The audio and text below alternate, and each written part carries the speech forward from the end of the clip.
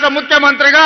మీ బిడ్డ ఈరోజు మీ మధ్యలో నిలబడి నేను నల్లమల ప్రాంతం వాడిని తెలంగాణ రాష్ట్రానికి ముఖ్యమంత్రి అని చెప్పుకునే గర్వపడే విధంగా ఈనాడు ఇక్కడ నిలబడ్డం ఈరోజు నా బాధ్యత పెరిగింది. వంశీకృష్ణ గారు కొన్ని అంశాలను ప్రస్తావించారు. ఈ ప్రాంత అభివృద్ధికి సంబంధించి ఈ ప్రాంతాన్ని అభివృద్ధి చేయడం అనేది వంశీకృష్ణ గారికి ఎంత బాధ్యత ఉందో వారితో సమానంగా బాధ్యతను పంచుకోవడానికి ఈ ప్రాంతానికి అవసరమైన నిధులు మంజూరు చేయడానికి ప్రత్యేకమైన ప్రణాళికలు ఏర్పాటు చేసి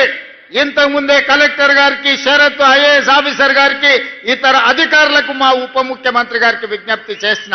నా ప్రాంతాన్ని అభివృద్ధి చేయడానికి ప్రత్యేకమైన ప్రణాళికలు రచించండి, దానికి అవసరమైన నిధులను విడుదల చేయాలి,